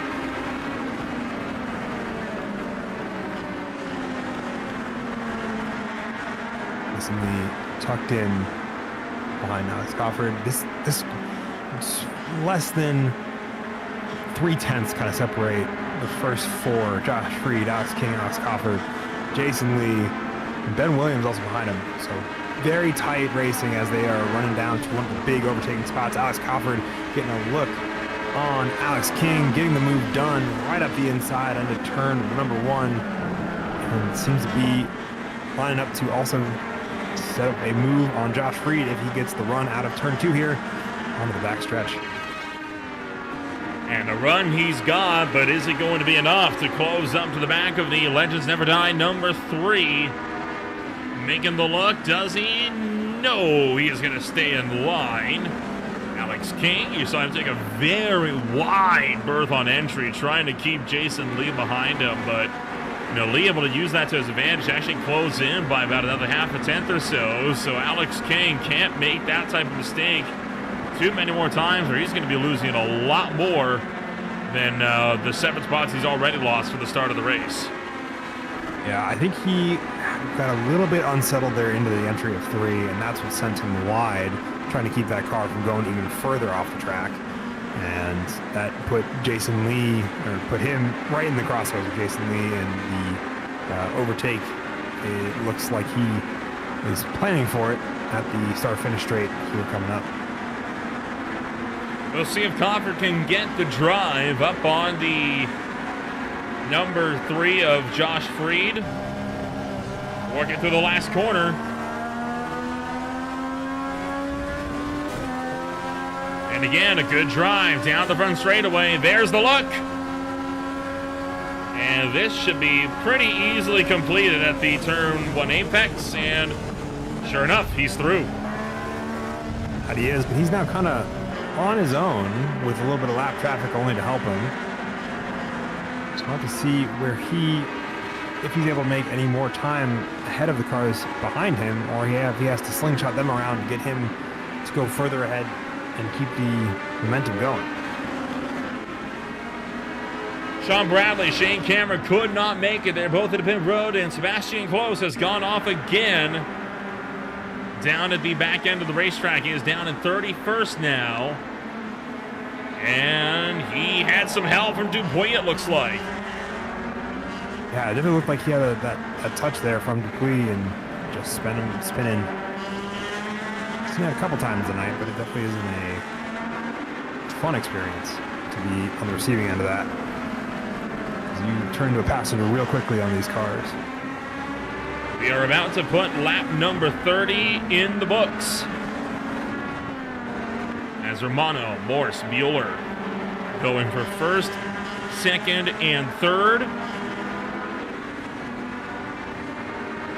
Just over 10 minutes to go in this one as we'll work our way back around to the start-finish line. And still no move being made on Giovanni Romano. So 10 minutes to go. Morse biding his time, being very patient. I said it's round 2. I think so.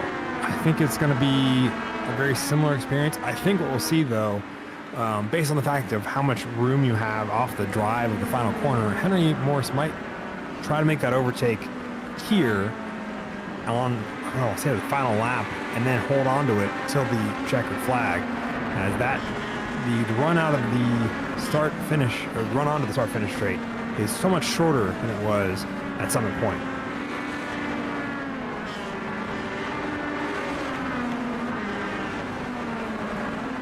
I'm very excited to see how this is going to pan out. I really am. I mean, these guys, they went at it so aggressively in the last race, and if this is going to turn into a season-long thing with these two drivers constantly trying to one-up each other, I'm here for it, to be frank. I am as well, because it's such good, rivalry, leadership championship standings, rivalry for the overall win, and it's such tight margins, too. It's not like there's a specific driver that is, better in some areas. It's just both are incredibly consistent and have great pace. And Henry Morse looking to hang out behind Giovanni Romano, not looking for the overtake as they both go in turn 1, bumping over the inside curbing. Charlie Sims' car seems to have a nice little jump there.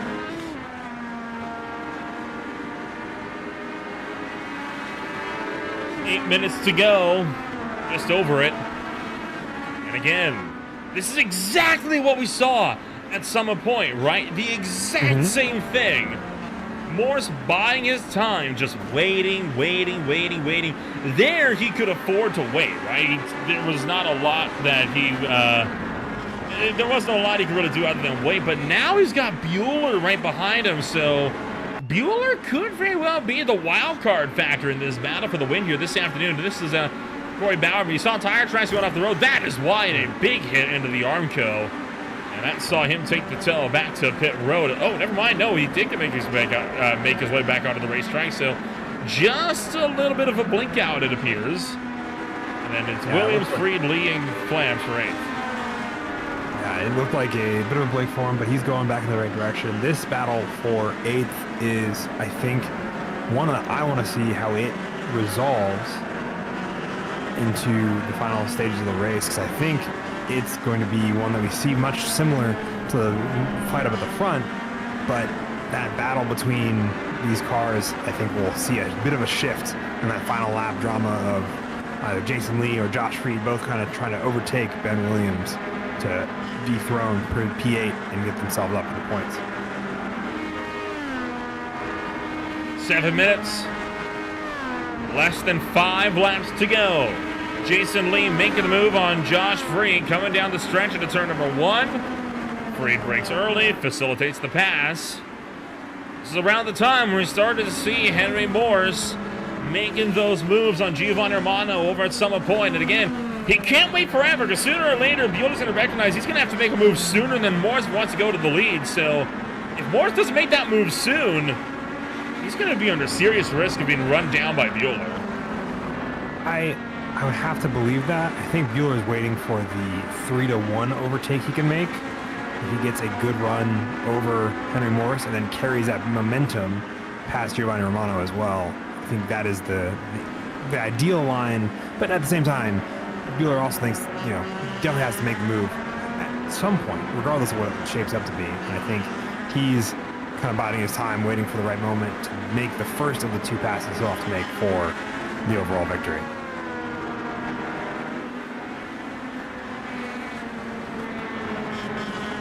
So Romano, Morse, Bueller, first, second, third.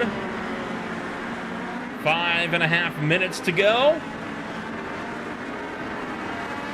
And this race continuing to escalate as the trio break away even further from Jake Case back and forth. This is going to be a 3-horse race for the win. John Combs, though, could not go the distance. He is forced into pit road, once again reminding us that fuel is an ever-present question, as now Flams comes in as well. They both make their way in. I want to wonder how much fuel saving each of these top 3 have done. Henry Morris making the overtake for the lead. And Giovanni Romano kind of tucking in behind and not really seeming to want to do the over-under return. Happy with letting Henry Morris by. Giovanni got a little bit of a touch from Henry Morris on the start-finish straight. I'm curious where that puts things, as well as if they have enough fuel to go the distance. Last 4 minutes left, or if they'll need to make a stop. Ben Williams and Tyler Augustino gonna go out there as well, and Augustino cuts in. Williams gonna make the move as well, so Jason Lee not able to jump for 7th. He keeps his spot in line. Ben Williams will also look to try to get up to Augustino and fight for 6th. Look at how much, though, Romano's starting to back off. I think Romano's not safe on fuel. Morse has been saving a lot in this race. He has made that move for the lead, and I think Romano is in trouble. I think I have to, getting the feeling that Romano is right on the kind of the limit of fuel and still needs to save. And I think Henry Morris has hit his numbers and he's in the clear and now can push for pace. And I think that's being shown, especially as that overtake happened last lap and the touch at the start of the lap kind of showing Henry Morris that Romano is braking way earlier than he wanted to. Alexander Bueller could be in a similar boat. He has not made the move on Romano. Now he's going to be forced to down into turn number 3. So Giovanni Romano going to drop back to 3rd. 3 minutes estimated, 2 laps to go when we get to the stripe. Does Morse have the fuel to make this work? Ben Williams, Ryan Verhulst, Carson Catlin all in the pit road this time. They also could not go the distance. I'm curious how many more we'll see. I'm guessing we'll see a good handful of drivers into pit lane at the end for the splash and dash. I'm curious also where that puts both Scott Fleming and Alex Cofford. Austin Tucker, who pitted after the Code 69. Alex Cofford is up to 5th. However, and this is a big however, if Morse does have the fuel to go the distance, Cofford does not have nearly enough time to catch him. So it could still be something that might cost Cofford a win this afternoon. 2 laps to go, and Henry Morse continues to see if he can hang on. Jake Kasich from 4th could not make it. Oh, man. And I'm curious how many more can't make it either. I reckon a lot, probably. Yeah, Carlson couldn't make also. it. Yep. Layton couldn't make it. Oh, boy. Definitely the one-stop strat seeming to be paying off. Aaron Thacker as well, joining those that have gone in for the splash and dash.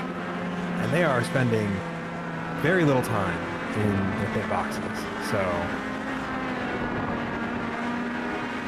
Giovanni Romano backing off even further. He is now 3 seconds off of Henry Morse.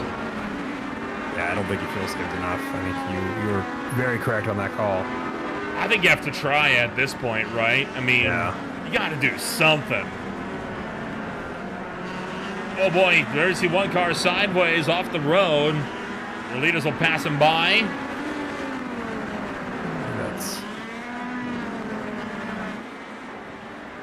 And we'll get set to start the final trip around.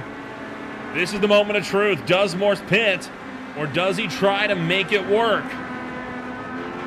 I think he's making it work. Oh boy. And Romano's going to try as well. All trying. We'll see if Giovanni Romano has enough fuel to make it to the end. Alexander Bueller with the fastest lap, however, of the session with a 133.73. So he is on a hunt for Henry Morse in the win of this race. He has 1 lap to do it in. Gonna go try to chase him down in turn 3. This is the big overtaking zone, so he's got to make the move here, I think, if he wants to secure a victory. He might be too far behind to do it. Henry Morse continues to maintain his pace up at the head of the field. Officially has started the final lap. So we are working the Rudskogen Motorsenter for the final time. Bueller closing in just a little bit, still within 0.7 of a second. Coming up to the hairpin for the final time.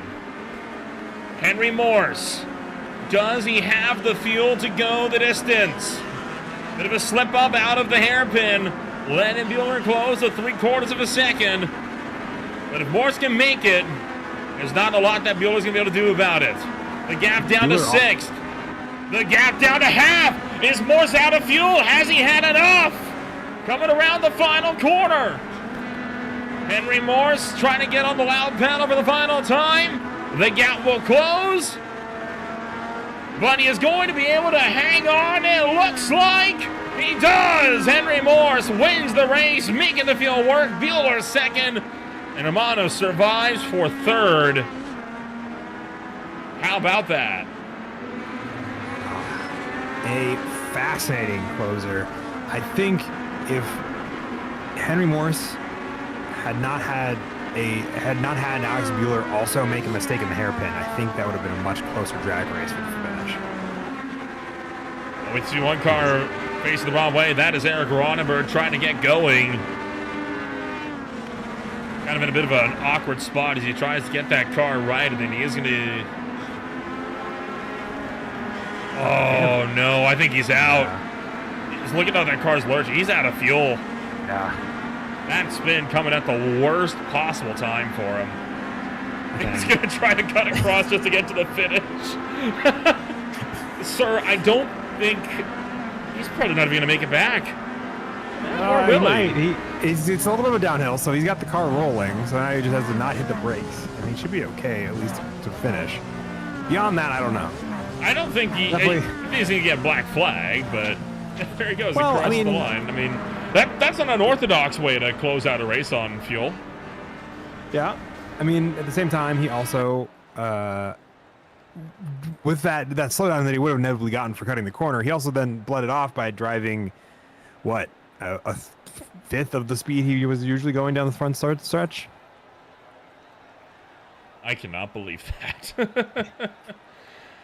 Well, an interesting way. I want to know how that's going to get scored. Officially, he has been scored in 24th, so let's keep an eye on that, right? If he's not in 24th, we know we got given a penalty, and Ireson didn't let him get away with it. But we'll take a look at your official post-race results this afternoon, as it is going to be Henry Morse coming home number 1 this afternoon by 0.4 of a second over Alexander Bueller.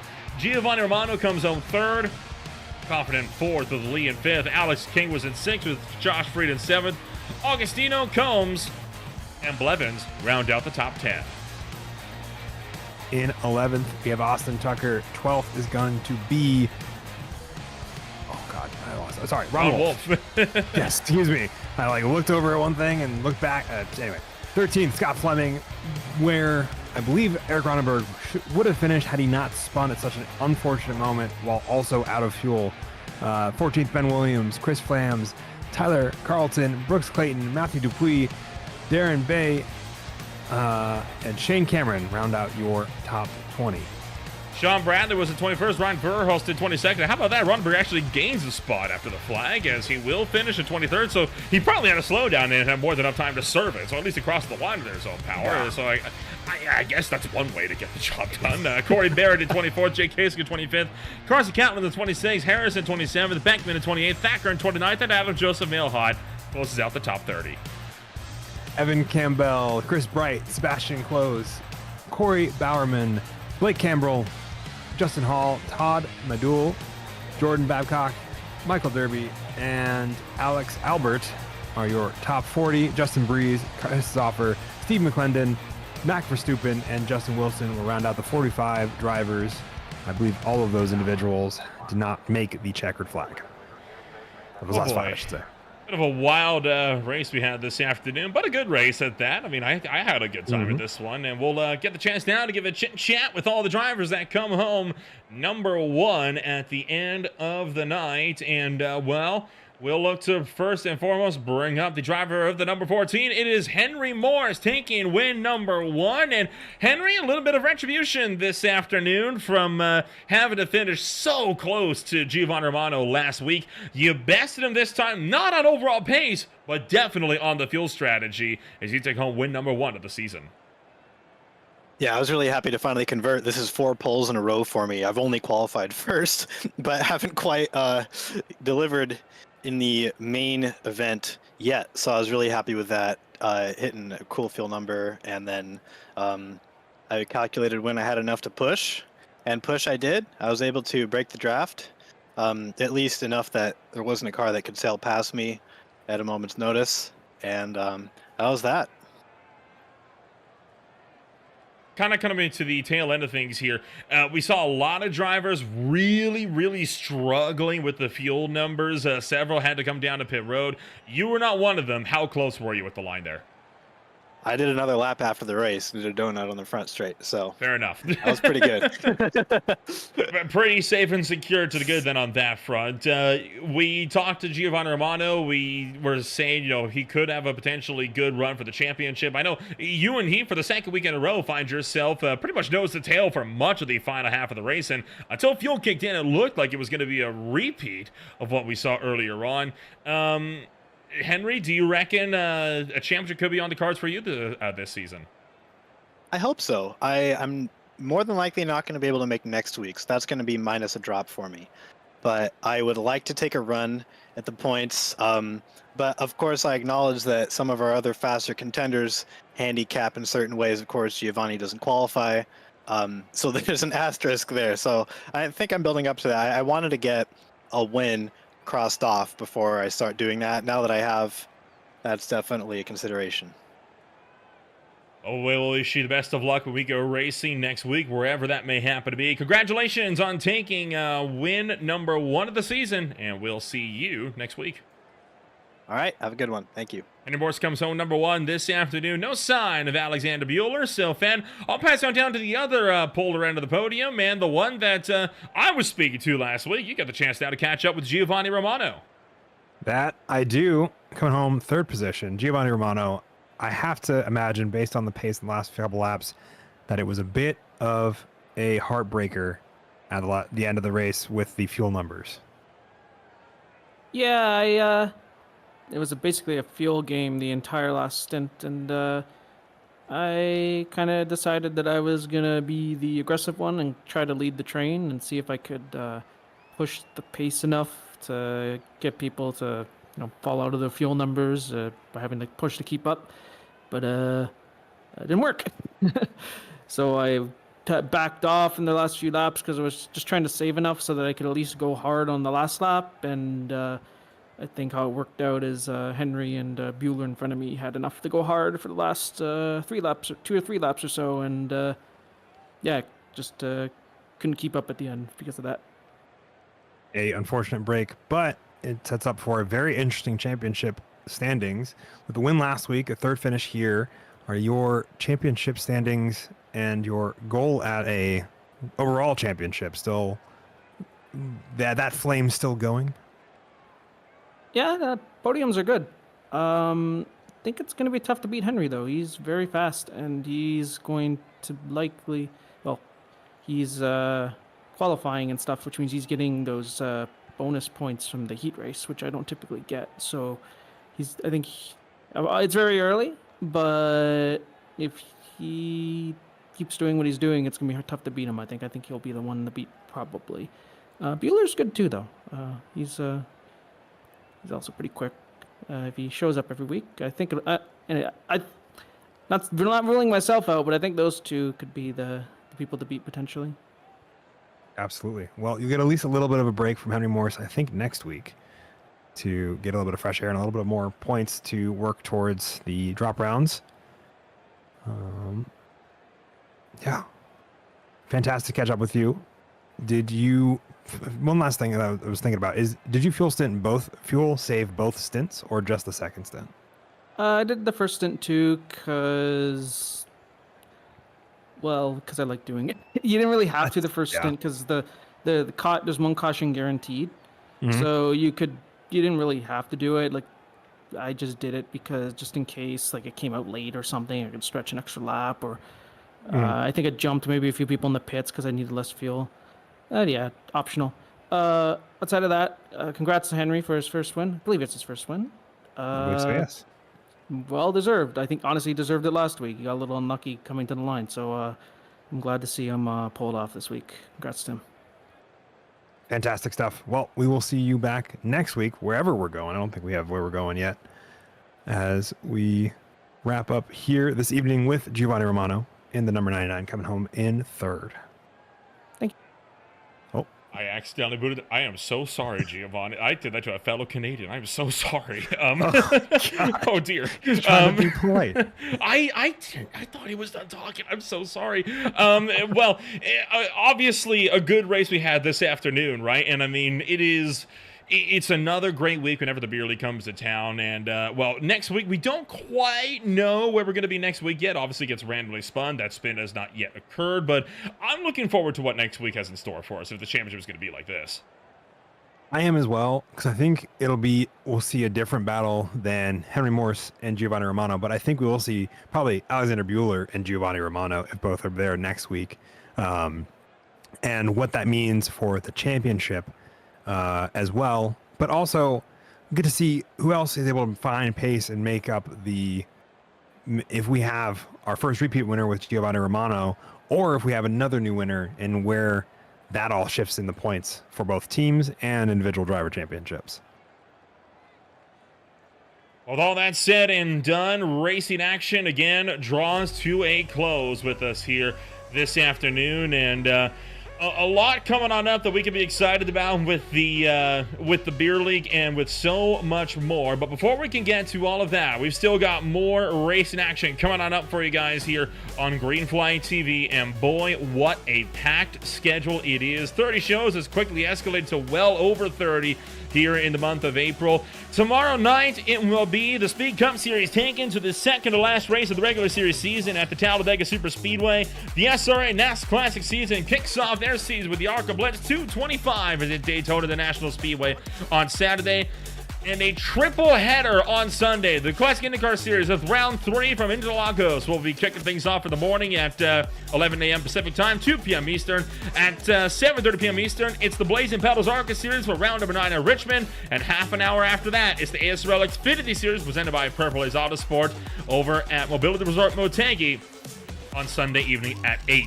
Then on Monday, it's the High Tide Racing League Guardian Premier Series swinging on out to Bristol Motor Speedway, followed up by the old Messerel Cup Series at the Iowa Speedway, and then that will take us all the way back around to round number 3, which will be taking place at Mugello. It is the championship pick. Josh Free coming up next, so we'll be swinging over to Italy for round number 3. If you want to find out more about who we are, what we can offer you, check us out today at www.greenflagtv.com.